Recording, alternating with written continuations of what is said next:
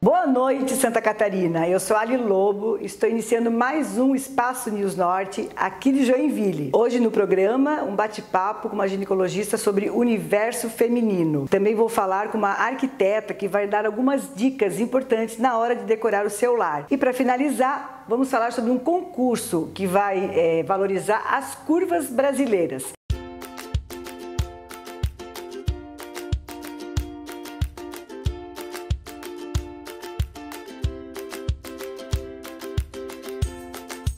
Olá, gente! Começando então o programa hoje, tirando dúvidas sobre o universo feminino, que nós mulheres temos muitas, né? Começando desde a adolescência até a maioridade. Então, para falar sobre isso, eu trouxe a doutora Natasha Machado, ginecologista especialista nisso. Doutora Natasha, tudo bem? Tudo bom, boa noite. Prazer em estar aqui de novo e colaborando sempre com informação. Com certeza. Então, a gente, como mulher, a gente passa por várias transições, né, doutora? Então, começando já na adolescência, quando vem a primeira menstruação. Então, mais ou menos que idade começa? Quando a menina começa a se preocupar, ou a mãe começa já, quando é que pode começar a abordar sobre esse assunto? Então, essa é uma dúvida muito frequente, assim. Quando falar, o que falar e principalmente quando levar essa menina ao ginecologista. A primeira menstruação, ela não necessariamente é um marco que vai determinar. Quando as primeiras mudanças começam a acontecer, em geral, são 2 anos antes da primeira menstruação. Pelinhos, cheiros, secreção vaginal, mudança de comportamento, que quase sempre nessa época a criança ainda vai no pediatra.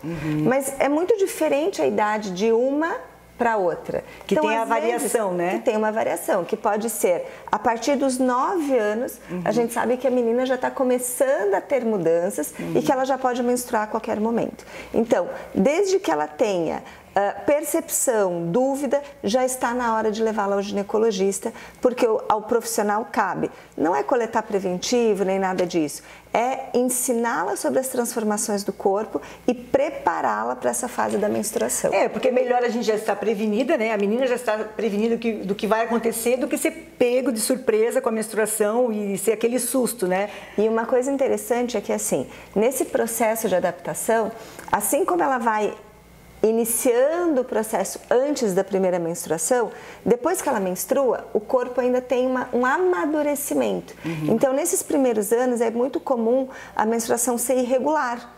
E nesse processo, ela pode ter TPM, ela pode ter cólica, ela pode ter queixas menstruais e a menstruação fica bagunçada. E as mães ficam apavoradas, preocupadas, achando que já é ovário policístico.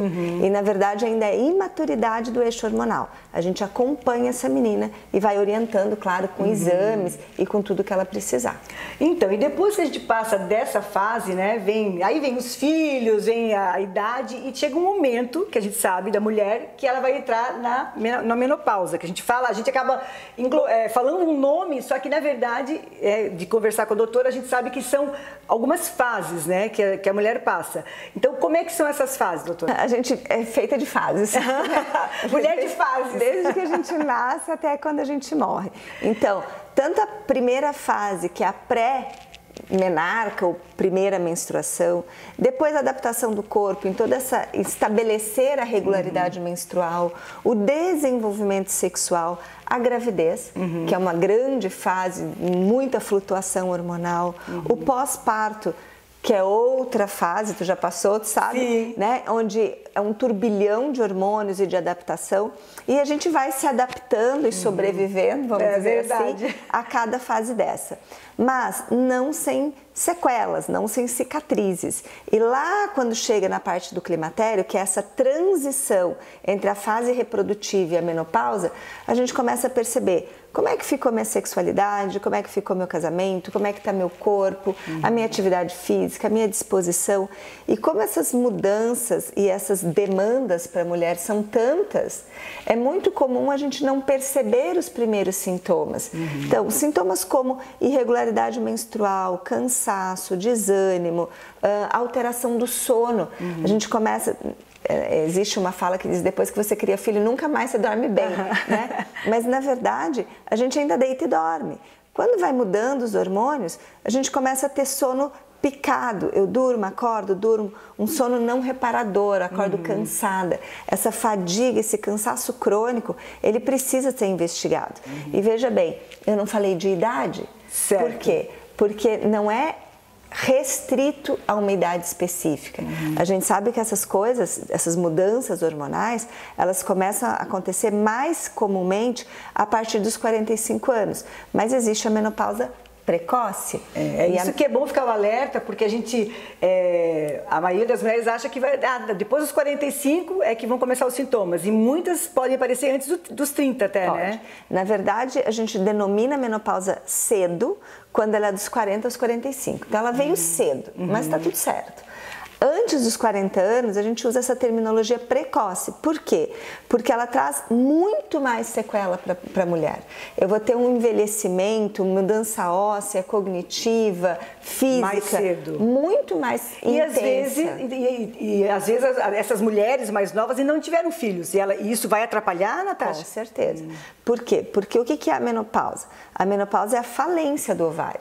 Então, essas mulheres que começam a ter menopausa precoce, para citar exemplo, eu tenho paciente com 27 anos em menopausa precoce, meninas com 36 em menopausa precoce.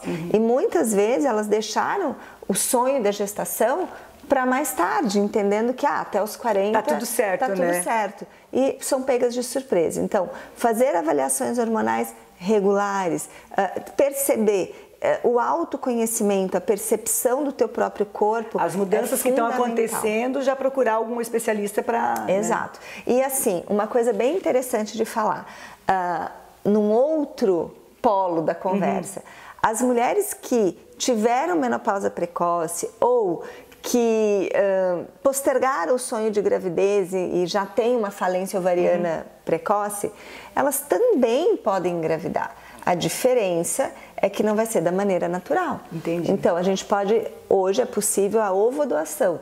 A ovodoação são laboratórios específicos, tem Joinville, Curitiba, Floripa, enfim, no Brasil inteiro, onde você se cadastra com mulheres com a mesma característica física. Olha que interessante. Para que você possa receber um óvulo doado. E aí gestar ali no próprio corpo. Isso aí. Porque quando a gente fala maternidade, é muito ampla. Eu posso maternar de várias formas, né? Eu posso maternar concebendo, eu posso maternar gestando, eu posso maternar sendo mãe de uma criança, independente de onde ela tenha nascido. Pode ser adoção. Adoção. Hoje a barriga solidária também é uma realidade. Então, assim, o que a gente quer? A gente quer que você, mulher, tenha saúde, independente da tua idade. E para que eu tenha uma saúde a longo prazo, eu preciso começar cedo a receber essas informações, a conhecer a importância de que é cuidar do corpo, dos meus hormônios, dos meus sintomas e ir acompanhando a longo prazo para que eu descubra precocemente qualquer alteração e isso não me traga repercussão nem na minha vida sexual, nem na minha fertilidade e muito menos no meu envelhecimento. E para concluir, doutora, assim, a pessoa que depois ela entrou na menopausa, começou o tratamento dos hormônios, ela vai ter que usar esses hormônios o resto da vida ou não? Como é que funciona? Então, vai ter que não, mas a orientação, o consenso mundial hoje é que não existe nenhum motivo, se a paciente está saudável e está tudo bem, para interromper a reposição hormonal. Então, sim, ela pode fazer uso indeterminado, desde que acompanhada por um médico e com os exames em dia. Para não ter nenhum problema, porque isso assim, tem que estar sempre fazendo os exames, vendo se está tudo certo. Qualquer pessoa, fazendo ou não fazendo uso de hormônio, deve acompanhar, porque o envelhecimento nos traz novas abordagens, novas situações. Certo. A gente sabe que a partir dos 40 anos aumenta a incidência de câncer de mama, a partir dos 50 anos aumenta a incidência de câncer de intestino. Então a gente tem que cuidar do corpo independente de fazer reposição ou não. As que fazem mantêm essa obrigatoriedade, sendo necessário para continuar fazendo a reposição. Como a gente sempre fala, o melhor sempre é prevenir, né? Do que remediar, então. E falando em prevenção, exercício, sono e boa alimentação é o principal. É o principal, é isso aí. Muito obrigada, então, pela tua participação, doutora. E nós ficamos por aqui e voltamos logo depois do break. Até já!